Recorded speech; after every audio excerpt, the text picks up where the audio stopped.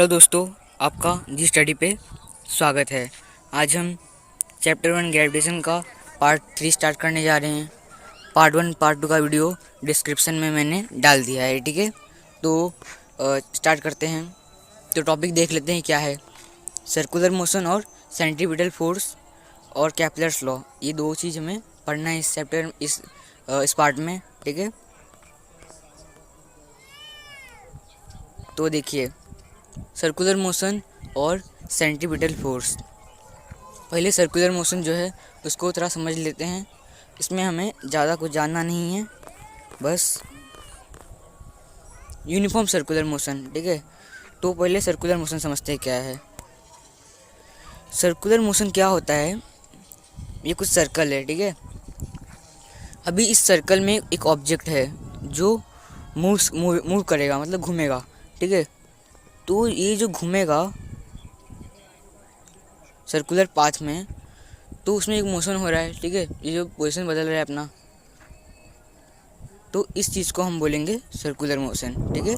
एक circular path में कोई ऑब्जेक्ट मूव करता है, उसे हम सर्कुलर मोशन कहते हैं। अभी यूनिफॉर्म सर्कुलर मोशन क्या है, ये जानने की चीज़ है। तो सर्कुलर मोशन को दो पार्ट में समझना है हमें, यूनिफॉर्म और नॉन यूनिफॉर्म, ठीक है। तो यूनिफॉर्म और नॉन यूनिफॉर्म में हमें ये दो पार्ट जो हैं, पहला क्या है यूनिफॉर्म। तो देखिए, यूनिफॉर्म क्या होता है, आप जानते होंगे 9th में आपको यूनिफॉर्म लॉस ऑफ मोशन में कुछ कुछ बताया था यूनिफॉर्म नॉन यूनिफॉर्म के बारे में। तो उसके हिसाब से समझते हैं हम। तो देखिए, अभी मैंने ये ऑब्जेक्ट को ही समझिए, ये जो सर्कल है पूरा, इसका सर्कमफेरेंस कुछ 8 मीटर का है, ठीक है। मतलब ये पूरा 8 मीटर का है। अभी ये जो ऑब्जेक्ट है ये कुछ देर इधर रुकेगा, ठीक है। कुछ 2 मीटर हो गया ये, फिर ये 2 मीटर हो गया, ये 2 मीटर हो गया और ये 2 मीटर हो गया, ठीक है। तो सब मिला के 8 मीटर हो रहा है, ठीक है। तो ये ऑब्जेक्ट 2 मीटर 4 मिनट पे गया, फिर 2 मीटर 4 मिनट पे गया, फिर 2 मीटर 4 मिनट पे गया और फिर 2 मीटर 4 मिनट पे गया। मतलब कि टाइम सेम हो रहा है एकदम, और 2 मीटर पे 4 मिनट पे जा रहा है, ठीक है। तो हमें इसमें यूनिफॉर्म दिख रहा है कि सब सेम जा रहा है। उसी चीज़ को हम बोलते हैं यूनिफॉर्म सर्कुलर मोशन। और इसका डेफिनेशन क्या है कि when an object moves in a circular path with uniform speed, it's motion is uniform circular motion, ठीक है। तो यूनिफॉर्म सर्कुलर मोशन इतना कॉम्प्लिकेटेड नहीं हो सकता, बस हमें इतना समझना है कि कोई ऑब्जेक्ट जो है वो मूव करता है सर्कुलर पार्ट में, बस इसमें क्या चेंज है कि एक यूनिफॉर्म स्पीड रहेगा, ठीक है, बस। और उसी मोशन को हम यूनिफॉर्म सर्कुलर मोशन कहेंगे। अब नॉन यूनिफॉर्म क्या है, देखिए।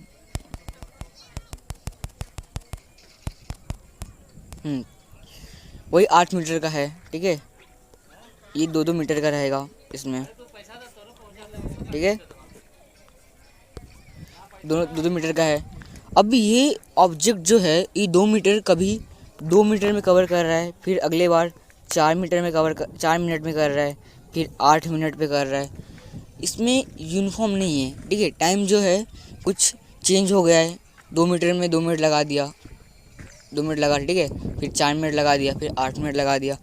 जो टाइम जो है यूनिफॉर्म नहीं है, तो इसे हम नॉन यूनिफॉर्म मोशन कहेंगे, ठीक है। तो अभी सर्कुलर में है तो नॉन यूनिफॉर्म सर्कुलर मोशन हम इसे कहने वाले हैं। बस इसका डेफिनेशन क्या होगा कि when an object moves in a circular path with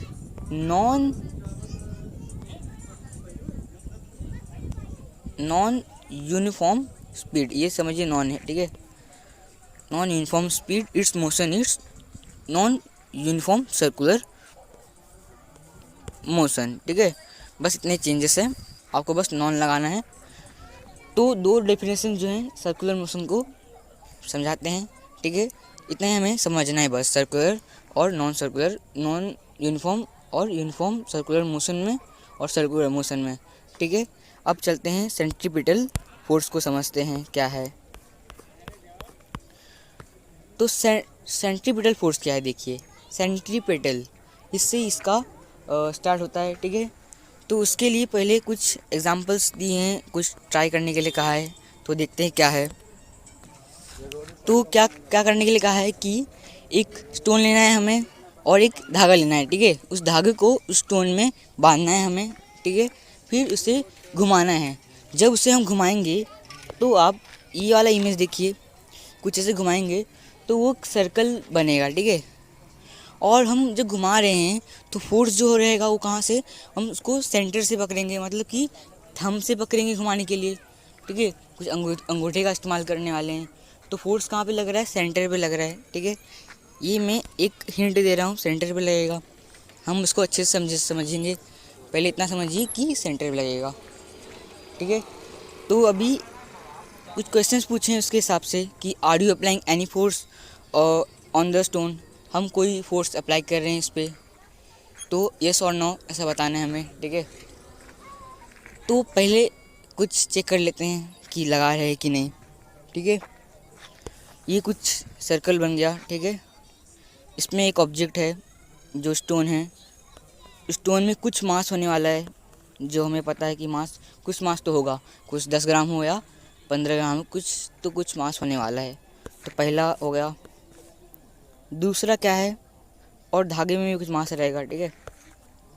अभी दूसरा देखिए, वेलोसिटी रहेगा। जब ये घूम रहा है तो उसका पोजीशन जो रहेगा उसमें एक वेलोसिटी लगेगा। तो कुछ यहाँ पे इनिशियल वेलोसिटी हो गया, इधर फाइनल हो गया। तो हम एक्सेलरेशन जानते क्या होता है, final velocity minus initial velocity upon time. Time लगेगा, जब फाइनल और इनिशियल का हम कंपैरिजन करेंगे तो टाइम का यूज़ करेंगे हम, ठीक है। तो एक्सेलरेशन भी हमारे पास है।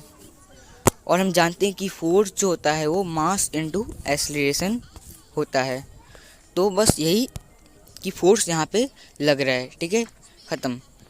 फोर्स लग रहा है तो हम बोल सकते हैं yes I will applying any force on the stone. कोई फोर्स तो है, अप्लाई कर रहे हैं। अभी कौन सा फोर्स है वो हम आगे समझेंगे, ठीक है। अभी in which direction in this force acting, अभी कौन सी डायरेक्शन में ये फोर्स एक्ट करेगा, तो इसके लिए भी देखते हैं। ये सर्कल है, इस इमेज को देखिए आप, ठीक है। ये घूम रहा है, ठीक है। अभी समझिए हम इसे घुमाते घुमाते छोड़ दिए तो क्या होगा, वो एक स्ट्रेट लाइन में गिरेगा, ठीक है, एकदम स्ट्रेट लाइन में गिरेगा।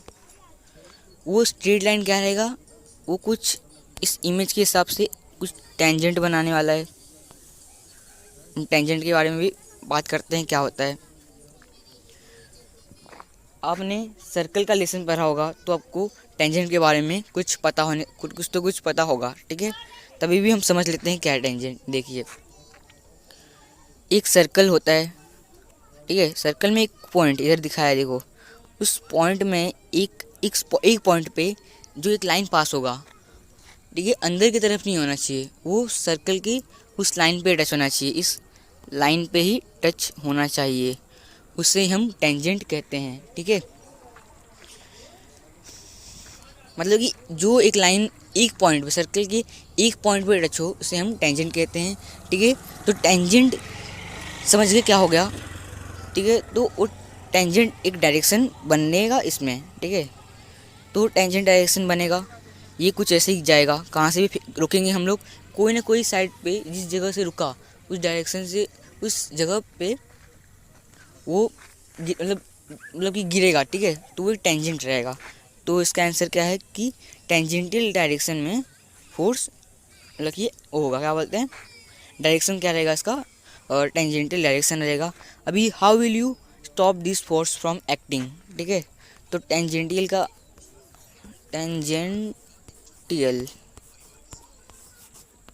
ठीक है, टेंजेंटियल डायरेक्शन, ठीक है। और क्या बोला है कि हाँ, अभी स्टॉप कैसे करेंगे हम इसे, जब इसे हम घुमा रहे हैं तो हम इसे समझिए एक जगह छोड़ा, जैसे बात किया हमने, हाथ से छूट गया या छोड़ दिया हमने, तो एक टेंजेंटियल डायरेक्शन में वो जाएगा, ठीक है। तो एकदम दूर तक गिरा, समझिए दूर तक गिर गया, तो धीरे धीरे उसमें से एक्सेलरेशन जो है वो जीरो हो जाएगा, ठीक है। जिससे क्या, फोर्स जो है वो ज़ीरो हो जाएगा, मतलब कि फोर्स रुक जाएगा, स्टॉप हो जाएगा। ठीक है, हाथ से बस हमें छोड़ना है उसे। What will be effect on the stone, अभी स्टोन पे क्या क्या इफेक्ट होने वाला है। तो नॉर्मल बात है कि उसका मोशन बदल रहा है। हम देखें कि ये जो स्टोन है ये जब उस सर्कल में घूमेगा तो पहले तो वेस्ट में था, अभी उससे हमने उसका पोजीशन जब चेंज किया सर्कल में तो वो मोशन में हो गया।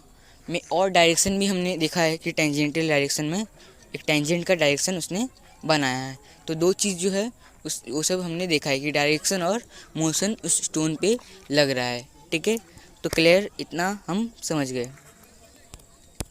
अभी जो है as long as we are holding the string we are pulling stone towards us, ये सब इसी के बारे में बात किया गया है कि सेंटर में लगता है एक फोर्स जो है एक सेंटर की तरफ आता है। ठीक है, तो हम ये सब समझ गए। और the force acting if you release, उसे हम रिलीज कर देंगे तो फोर्स रुक जाएगा। और एक टेंजेंट टू द सर्कल, एक वो डायरेक्शन बताया है। ठीक है, एक डायरेक्शन को बताया गया है। अब फिगर 1.2 में आप ये सब समझ सकते हैं कि क्या क्या मैंने बताया है। ठीक है, अभी यू मे रिकॉल, अभी कुछ पुरानी बातें हैं। ठीक है, कुछ ज़्यादा पुरानी बातें नहीं है, 9th की बात है। पहला लेसन जो था लॉस ऑफ मोशन, उसमें हमने एक एग्जांपल देखा था। क्या था, एक डिस्क था। ठीक है, उस डिस्क पे 5 रुपये का सिक्का डाला था हमने। आप 1 रुपये का डाले, कितना रुपये का डाले उससे मतलब नहीं है। उसमें एग्जांपल में 5 रुपये का सिक्का डाला था, क्या पता क्यों। ठीक है, तो 5 रुपये के सिक्के को हम घुमाएंगे, डिस्क को घुमाएंगे। ठीक है, सिक्के को नहीं घुमाएंगे, डिस्क को घुमाएंगे। डिस्क जो घूमेगा तो ये सिक्का जो है उस ज़्यादा देर तक उस डिस्क पे चिपका नहीं रहेगा। ठीक है, कुछ देर तक वो घूमेगा, तो घूमेगा। ठीक है, और सेम ऐसे ही, ठीक है, सेम ऐसे ही गिर जाएगा, टेंजेंट की डायरेक्शन में गिर जाएगा। ठीक है, तो यही एक सिमिलर एक्टिविटी यहाँ पे बताई गई है जो था अगले साल। ठीक है, अभी 10 अ फोर्स, अभी ये डेफिनेशन है सेंट्रीपिटल फोर्स का, देखिए।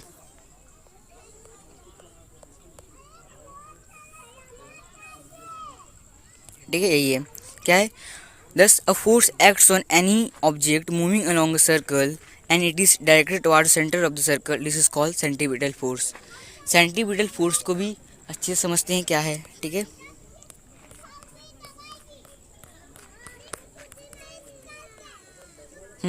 तो देखिए ये कुछ सर्कल हो गया, उस सर्कल में एक सेंटर होगा।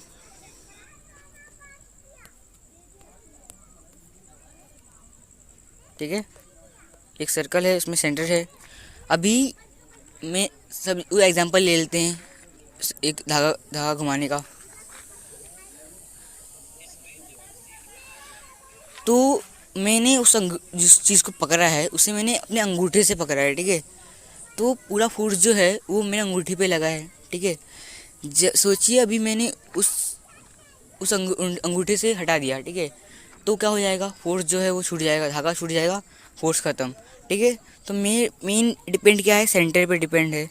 तो सेंट्रीपिटल फोर्स जो है वो एक सेंटर पे डिपेंड करता है। ठीक है, बस हमें इसी चीज़ से कहना है कि सेंट्रीपिटल फोर्स क्या है कि a force acts on any object moving along a circle directed towards the centre of the circle, circle के सेंटर पे। ठीक है, पूरा फोर्स जो है सर्कल के सेंटर पे डिपेंड करता है। ठीक है, तो ये क्या है, सेंट्रीपिटल फोर्स है। एक और फोर्स होता है। ठीक है, ये जो है ये सेंटर पे डिपेंड करता है। ठीक है, मतलब कि सेंटर की तरफ खींचेगा। एक और फोर्स होता है जो सेंटर की बाहर की तरफ खींचता है।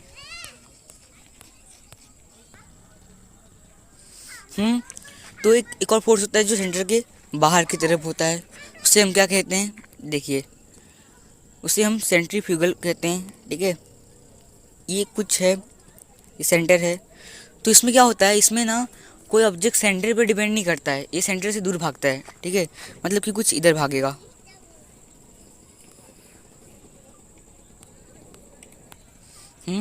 तो सेंटर के दूर भागेगा।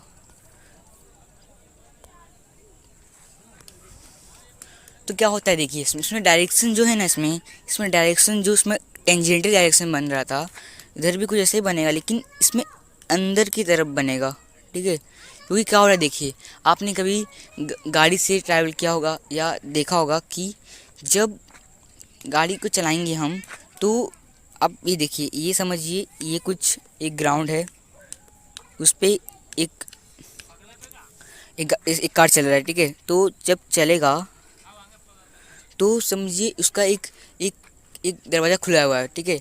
तो हमें लगेगा कि हम उस साइड से गिर रहे हैं, तो ये बाहर की तरफ फोर्स को अट्रैक्ट करता है, ठीक है, अंदर की तरफ नहीं करता। तो उसे हम सेंट्रीफ्यूगल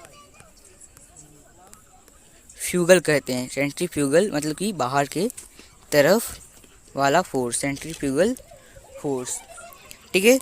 तो सेंट्रीफ्यूगल फोर्स आप समझ गए होंगे। अभी हमें क्या समझना है, सेंट्रीपिटल मीन्स सेंट्रीसिटिंग, ठीक है। ये समझना नहीं, ये उसका मतलब है कि जो सेंट्रीपिटल है उसका मतलब क्या होता है, सेंटर की तरफ। तो सेंट्रीसिटिंग मतलब सेंटर की तरफ, ठीक है, क्लियर। अभी और इसका एक एग्जांपल भी दिखाया कि the object tries to go toward centre of the circle because of this force. मतलब कि इस फोर्स की वजह से सब ऑब्जेक्ट ट्राई करेंगे कि सेंटर की तरफ जाए, ठीक है, ख़त्म। अभी कुछ यहाँ पे और दिया है कि यू नो डैट मून जो है एक नेचुरल सैटेलाइट है अर्थ के लिए, ठीक है। और वो भी कुछ घूमता है, मतलब कि अर्थ के अराउंड घूमता है, हम ये जानते हैं। और बहुत सारे सैटेलाइट भी हैं आर्टिफिशियल, वो भी अर्थ के अराउंड घूमते हैं, ठीक है। ये सब हम जानते हैं। मेन क्या है इधर कि जो डायरेक्शन ऑफ मोशन है और जो स्पीड है वो अपने अपने, मतलब कि जो मून का अलग फोर्स होगा, ठीक है, ऐसा कुछ है नहीं फोर्स, हम आगे समझेंगे क्या है। तब तक के लिए समझिए, तो मून अपना फोर्स लगाएगा, अर्थ अपना फोर्स लगाएगा, ठीक है, और दोनों रोटेट अर्थ के अराउंड घूमता है, ठीक है। तो इसमें कुछ क्वेश्चंस पूछे हैं कि ये फोर्स जो है कुछ सिमिलर है उस फोर्स की तरह, सेंट्रीपिटल फोर्स की तरह। तो हाँ, सेंट्रीपिटल फोर्स की तरह ही सिमिलर है, ठीक है। और जो सोलर सिस्टम है उस पर जो सन है, सन भी घूमता है, ठीक है। मतलब कि सन नहीं, सन के आजू बाजू जो प्लैनेट्स हैं वो घूमते हैं, ठीक है। तो सब एक सिमिलर फैशन सेंट्रीपिटल फोर्स के जैसे एक एक्ट करते हैं, ठीक है। जब हम आगे ग्रेविटेशनल फोर्स पढ़ेंगे तो आपको ये सब क्लियर हो जाएगा, ठीक है। तब तक के लिए इतना बहुत है। तो हमें इसमें समझना क्या क्या है, डेफिनेशन याद रखना है सेंट्रीपिटल फोर्स का। क्या है, the force acts on any object moving along a circle directed towards the centre of the circle is called centripetal force. Centripetal मतलब क्या है, centre seeking force, centre seeking होता है, ठीक है, ये याद रख। और एक फॉर्मूला है सेंट्रीपिटल फोर्स का, क्या है, मास इनटू वेलोसिटी का वेलोसिटी स्क्वायर अपॉन आर, ठीक है। इसको आपको याद रखना है, ये आपको पूछा जा सकता है, नहीं तो कुछ क्वेश्चंस पूछे जा सकते हैं, या यूज़ होता है इसका बहुत जगह, ठीक है। आपको इसका यूज़ एक जगह करना है, इसके लिए आपको इस फॉर्मूले को याद रखना है, ठीक है। तो इस फॉर्मूले को समझिए क्या है। एक सर्कल था, हमने पता है, इसमें एक सेंटर था, ठीक है, उस पर एक रेडियस था, उस रेडियस को हम डिस्टेंस मान लेते हैं, ठीक है।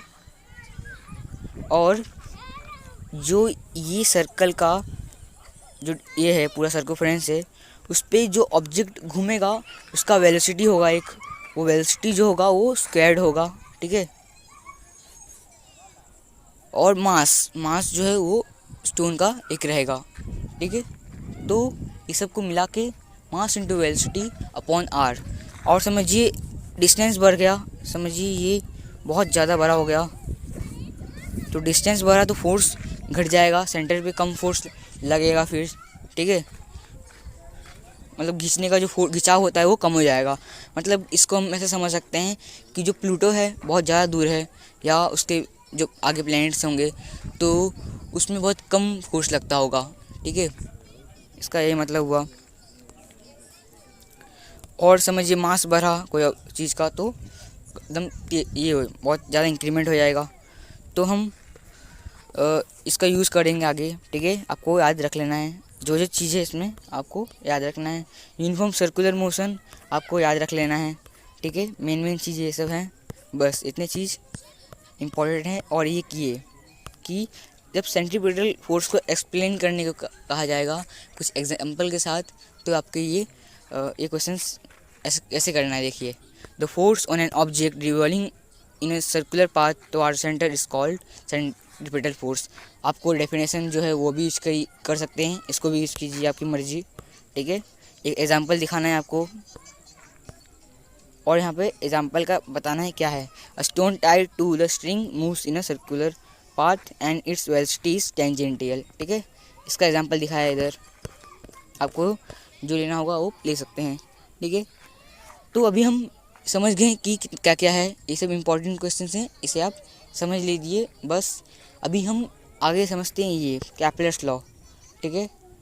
तो कैपलर्स लॉ क्या है, ये कुछ नया होगा और इसे हम समझते हैं। पहले कुछ हिस्ट्री में चलते हैं पहले। क्या है देखिए, planetary motion had been observed by astronomer since ancient time, ठीक है। मतलब इसके इस पैराग्राफ का मतलब क्या है कि जो प्लैनेटरी मोशन था वो बहुत सारे एस्ट्रोनॉमर के द्वारा ऑब्जर्व किया गया है कि क्या क्या है। तो बहुत पुराने टाइम से इस एस्ट्रोनॉमी में बहुत कुछ योगदान है, ठीक है। तो सब प्लैनेट्स के बारे में बहुत खोज किए हैं, ठीक है। तो क्या है कुछ बिफोर, मतलब कि जो गैलीलियो थे, बहुत पहले की बात है कि गैलीलियो जो थे उन्होंने बहुत सारे ऑब्जर्वेशन किए हैं प्लैनेट की पोजीशंस कहाँ पे है, कौन से पोजीशंस में है, ईस्ट में है, वेस्ट में, क्या डायरेक्शन है, सबके बारे में उन्होंने ऑब्जर्वेशन किया था बहुत सारे। तो उन्होंने उस टाइम पे उतना मतलब कि टेलीस्कोप ऐसे इंस्ट्रूमेंट बने नहीं होंगे, तो मतलब उन्होंने इस सब का यूज़ नहीं किया था। उन्होंने अपने आँखों को यूज़ करके, मतलब कि बिना कोई इंस्ट्रूमेंट का यूज़ किए प्लैनेट्स के पोजीशंस के बारे में पता लगाया, ठीक है। और बहुत सारे प्लैनेट्स के कुछ खोजें किए, ठीक है। बाय 16th सेंचुरी, अभी कुछ 16वीं सदी की बात है कि बहुत सारे मतलब कि बहुत सारे डेटा जो थे बहुत अवेलेबल हो गए थे, मतलब कि बहुत सारे टाइप के चीज़ अवेलेबल थे कि प्लैनेटरी पोजीशन और मोशन के बारे में, प्लैनेट के जो पोजीशंस हैं, मोशंस हैं, क्या होता है, वो सब के बारे में बहुत डेटा मिल गया था। तो जो जोहानस केपलर थे, ठीक है, उन्होंने इस डेटा पे स्टडी किया और बहुत नोटिस किया कि मोशंस क्या है, प्लैनेट के मोशंस क्या हैं, क्या क्या लॉस को, तो उन्होंने बहुत अच्छे से समझा। तो उन्होंने कुछ ऐसा वो किया, आइडेंटिफाई किया कि कुछ उन्हें लगा कि इसमें कुछ हमें पोजीशंस के बारे में कुछ लॉस बताती है। ये सब जो है प्लैनेट्स जो है, मोशंस जो प्लैनेट के, वो कुछ लॉ को फॉलो करती है। वो लॉ के बारे में उन्होंने क्या किया, ही स्टेटेड, उन्होंने 3 लॉ को डिस्क्राइब किया, बताया कौन कौन से लॉ थे वो हम पढ़ेंगे। वो प्लैनेटरी मोशन को डिस्क्राइब करता है, ठीक है। तो उसे हम कैपलर्स लॉ के नाम से जानते हैं। तो कैपलर्स लॉ जो हैं कुछ 3 लॉज हैं, ठीक है। तो उससे पहले ये चीज़ को हम समझेंगे, ये बहुत ज़्यादा इम्पोर्टेंट है, आपको मैं बताऊंगा, ठीक है। तो इसे हम बोर्ड पे समझने वाले हैं। तो हम बोर्ड पे आ गए हैं, देखिए बोर्ड। तो हमें क्या समझना है इसमें, पहले तो हम जानते हैं कि एलिप्स क्या है, ठीक है। कुछ ये कोन होता है, ट्रायंगल का एक पार्ट है जो 3rd डायमेंशनल में, इसे हम कोन कहते हैं, ठीक है। बस में एक सर्कल, मतलब कि एक सर्कल ही नीचे बनाया जाता है, बस इतना ही फ़र्क है इसके अंदर। तो कोन क्या है देखिए, पहले हम कोन को कैसे डिफाइन करेंगे, ये कुछ होगा, ये कोन हो गया, सर्कल हो गया, मतलब सॉरी सर्कल। फिर थोड़ा इसको नीचे से लिए हैं तो इसे हम इलिप्स कहेंगे, ठीक है। तो एक और पार्ट होता है, कुछ यहाँ से कट करेंगे जिसे हम पैराबोला बोलते हैं, जिसे हम आगे के 11th में पढ़ेंगे, ठीक है। और एक और पार्ट होता है जिसे हम हाइपरबोला, और एक हाइपरबोला होता है, जो हम इसे आगे सीखेंगे। मेन अभी हमें इलिप्स से काम है। कुछ ऐसा होता है इलिप्स, ठीक है। तो इलिप्स को समझते हैं अच्छे से, ठीक है।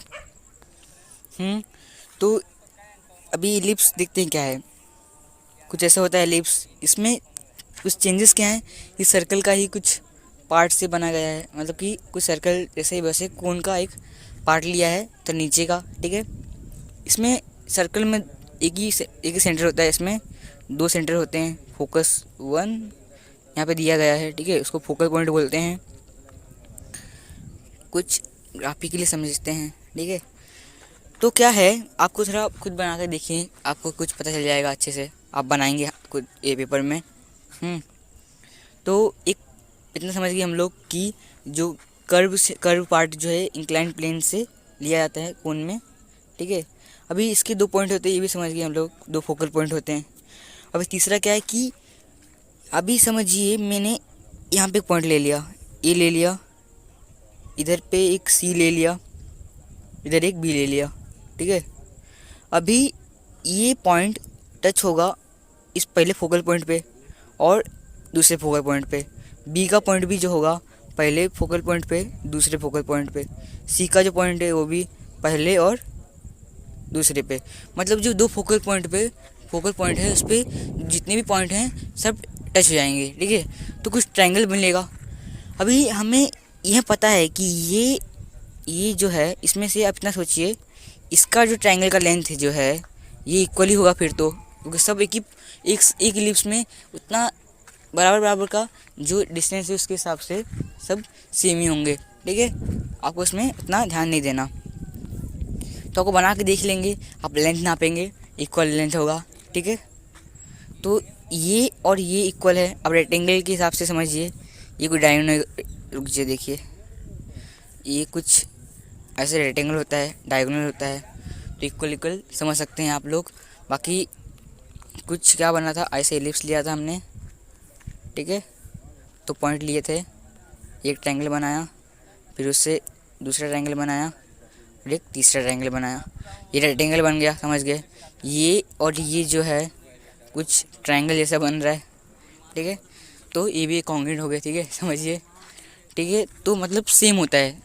और इसको समझाया किससे है, इन लोग का जो सम होगा, सम, ठीक है।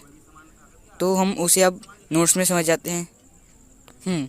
तो देखिए, सम की बात है तो AF1 + AF2 = BF1। तो इसके जो सम्स हैं, एक 2 फोकल पॉइंट पे एक पॉइंट जॉइंट हुआ था ना, तो दोनों फोकल पॉइंट की जो लाइन बनेंगे उनके सम जो हैं AF1 + AF2, BF1 + BF2 जो भी है, ये एक दूसरे के इक्वल होंगे, ठीक है। हमें यही समझना है, ठीक है, ख़त्म। तो AF1 + AF2 = BF1। तो ये सब जो है इक्वल हैं, आप चेक भी कर सकते हैं। इसके सम भी इक्वल ही होंगे ना, फिर जब वो इक्वल होने तो इनके सम भी इक्वल ही होंगे, ठीक है। तो हमें उससे कोई मतलब नहीं है, बस ये चीज़ आपको कब काम आएगा, इस लॉ को समझने के लिए, ठीक है। तो बिना देर किए अभी कैपलर्स के तीनों लॉ समझते हैं हम लोग। पहला लॉ देखते हैं क्या है। The orbit of a planet is an ellipse with the sun at one of the foci. कुछ न्यूटन का टाइम था, उस टाइम पे ना सब सर्कुलर मोशन को समझते थे ना। तो क्या था कि कैपलर्स का लॉ कुछ न्यूटन के बाद आया 16th सेंचुरी में, वो कुछ 14th सेंचुरी का बात है, ठीक है। तो उस टाइम पे सब उन लोग जो थे न्यूटन्स थे, उन न्यूटन के बात के हिसाब से सब मानते थे कि जो अर्थ का ऑर्बिट है वो कुछ सर्कल है। बाद में ये प्रूफ हो गया कि वो सर्कल नहीं है, वो एक इलिप्स है। तो यही बात इधर चली है कि एक सन के बाजू में जो प्लैनेट्स घूमते हैं वो सर्कुलर नहीं, इलिप्टिकल ऑर्बिट होता है उनका, ठीक है, इलिप्स वाला ऑर्बिट होता है। तो पहला लॉ वही है कि the orbit of a planet is an ellipse with the sun at one of the foci, ठीक है। तो दूसरा रूल क्या है, the line joining the planet and the sun sweeps equal areas in equal interval of time. इसे देखिए, इसे अब हम इसे बोर्ड पे समझेंगे तो थोड़ा आसानी होगी, ठीक है। तो हम बोर्ड पे आ गए हैं। देखिए इसके रूल के हिसाब से पहला हम इलिप्स बना लेते हैं एक, ठीक है। अभी देखिए इसके रूल, इसमें पहला रूल क्या है कि देखिए एक प्लैनेट होगा, ठीक है। अभी इलिप्स के दो फोकस होते हैं, ये भी जानते हैं हम, ये फोकस ले लेते हैं। सन इधर भी हो सकता है, इधर भी हो सकता है, वो हमें नहीं पता, लेकिन एक जगह पे सन है, ठीक है। उस टाइम पे उतना पता नहीं था कहाँ पे होगा, ठीक है। तो सन इधर भी हो सकता है, इधर भी होगा, इधर से होगा तो इधर का नापिए, इधर से होगा तो इधर का मानिए, ठीक है। अभी ये प्लैनेट्स हो गया, एक प्लैनेट हो गया, और ये समझिए सन इधर ले लिया मैंने। इधर से एक लाइन ले लेते हैं, जो बोला इधर लाइन जॉइनिंग मानने के लिए, ठीक है। ये अपना अर्थ है, यहाँ से रोटेट करके इधर तक पहुँचा पहला लाइन में। फिर दूसरा क्या है, इधर से लेके इधर तक। आप इस इमेज में ही देख लीजिए अच्छे से, ठीक है। ये बस समझाने के लिए है। तो क्या मतलब क्या है मैं बताता हूँ, रुको। तो ये जो रोटेशन जो हो रहा है उससे हमें काम है। तो देखिए अभी ये चीज़ रोटेट करेगा, मैं इसको तो मिटा ले। तो देखिए अभी थोड़ा मिटा लेता हूँ, रुको। हाँ अब देखिए ये कुछ इलिप्स बन गया, ये कुछ यहाँ से एक लाइन बनेगा, एक इधर से है। इसका कोई मतलब है कि समझिए प्लैनेट जो था अर्थ, यहाँ से जब यहाँ पे पहुँचा इतना बड़ा एरिया था, लेकिन हमने पढ़ा है कि force equals to mass into acceleration होता है। तो जो अट्रैक्शन होता है, ठीक है, जितना सामने और डिस्टेंस वाला फॉर्मूला भी पढ़ा था हमने, mass into velocity square upon R. Distance कम रहेगा, मतलब कि डिस्टेंस कम रहेगा तो फोर्स ज़्यादा लगेगा, ठीक है। ये हम जानते थे, तो बहुत कुछ हमने पढ़ा है, तो वो सब हटाइए। अभी मेन क्या है कि सन के सामने कोई ऑब्जेक्ट होगा तो बहुत ज़्यादा फोर्स लगेगा, ठीक है, क्योंकि बहुत ज़्यादा सामने है, ठीक है। तो डिस्टेंस बहुत कम हो गया, जब डिस्टेंस बहुत कम होगा तो फोर्स ज़्यादा लगने वाला है। तो अब वो वाला फॉर्मूला इधर काम आएगा। तो बहुत ज़्यादा फोर्स होगा तो वो खींचेगा अपनी तरफ सेंटीमीटर फोर्स के हिसाब से, तो वो भागने की कोशिश करेगा, मतलब कि वो दूर जाएगा, मतलब कि खींचेगा तो क्या होगा, उसके खिंचाव से ना एक मतलब कि कर्व बनेगा, ठीक है। और ये जल्दी से जल्दी कम टाइम में, बस कुछ समझिए 2 महीने में ये कंप्लीट करता है यहाँ का, ठीक है। अभी ये घूम के ये प्लेनेट इधर पे आएगा, ठीक है।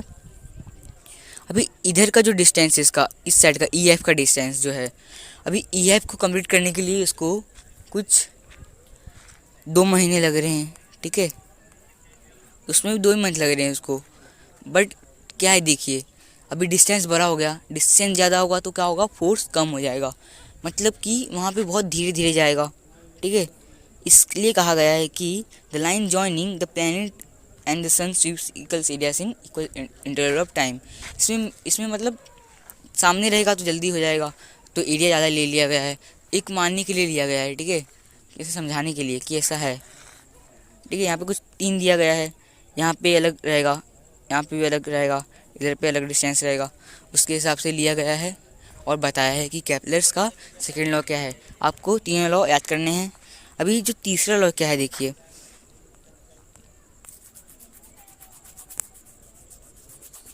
तो केपलर्स का तीसरा लॉ कहता है कि the square of its period of revolution and the sun is directly proportional to the cube of mean distance from planet from sun, ठीक है। तो ये इसमें क्या करने का मतलब नहीं है, इसमें देखिए क्या है, ये कुछ इलिप्स हो गया, ठीक है। अभी इलिप्स में कुछ प्लैनेट्स जो बनते हैं ये भी हमने देखा है। तो कहने का मतलब क्या है, जो R³ है ना वो डिस्टेंस है, ठीक है। और टाइम क्या है, उसमें कितना टाइम लग रहा है जो हम बात किए हैं, कुछ टाइम लगेगा, जब रोटेट कर रहा है तो टाइम तो लगने वाला है। तो उनके कहने का मतलब है कि स्क्वायर ऑफ टाइम पीरियड, मतलब कि कुछ स्क्वायर ऑफ टाइम पीरियड लगेगा उतने कंप्लीट करने के लिए, मतलब कि जो टाइम बढ़ेगा अभी स्क्वायर होगा, जब वो T² T4 हो जाएगा, मतलब कि T का 4th हो जाएगा, पावर जो होगा 4 हो जाएगा, तो वो आर जो होगा वो 6 हो जाएगा। ठीक है, ऐसे ऐसे प्रोपोर्शनल होगा तो बढ़ते जाएगा। तो उस प्रोपोर्शनल को हटाने के लिए हम कांस्टेंट लगाएंगे। तो कांस्टेंट लगाने टाइम पे क्या हो जाएगा, और आपको थोड़ा अच्छे से समझाता हूँ, रुको।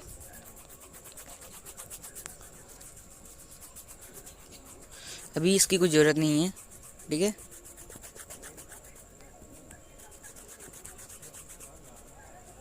हाँ, अब देखिए,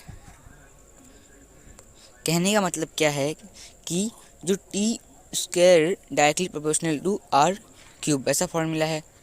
हमें फॉर्मूले से मतलब नहीं, हमें समझना है क्या कहने का मतलब क्या है। तो ये इलिप्स है, इसमें कुछ डिस्टेंस लग रहा है जो आर है, ठीक है। और जो टाइम है वो क्या है, उसको ख़त्म, उसने उतना डिस्टेंस कंप्लीट करने का कुछ डिस्टेंस, ठीक है, जो इधर का बात है कि कितना डिस्टेंस लग रहा है, उतने डिस्टेंस को कंप्लीट करने के लिए कितना टाइम लग रहा है। तो समझिए टी स्क्वायर जो है वो प्रोपोर्शनल है। प्रोपोर्शनल हटाने के लिए हम कांस्टेंट लगाते हैं। अभी कांस्टेंट क्यों लगाएंगे, तो टी जो है उसे हम समझिए प्रोपोर्शनल में रहेगा, तो T4 हुआ, तो ये आर जो है डिस्टेंस जो है वो 6 हो जाएगा। ऐसे ऐसे बढ़ते जाएगा। तो हम एक कांस्टेंट लगा देंगे जिससे कि एक कांस्टेंट वैल्यू रहेगा, सबसे छोटा वैल्यू, ठीक है। और ये कुछ के आर स्क्वायर हो जाएगा। अभी इसको हम इधर भेज सकते हैं, जिससे हमें एक वैल्यू मिलेगा। वो क्या रहेगा, K equals to R, K equals to T square upon R cube, ठीक है। और ये कैपिलर क्या था, कैपिलर ऑब्टेन्ड, ये हम देखते हैं नोट्स में। तब तक के लिए हमें बस इतना समझना है कि मतलब कितना टाइम लगता है, उतने क्या बोलते square of time period revolution जो है उतना, कितना क्यूब ऑफ मीन डिस्टेंस इतना लगता है, ठीक है। तो आपको इस फॉर्मूले को याद कर लेना है, ठीक है। इसके बेस पे बहुत सारे क्वेश्चंस आ सकते हैं, ठीक है। अब हमें एक फाइनल चीज़ समझना है जो नोट्स में मिलेगा, इसलिए कुछ क्वेश्चन आंसर होंगे, ठीक है। तो चलते हैं नोट्स में अभी।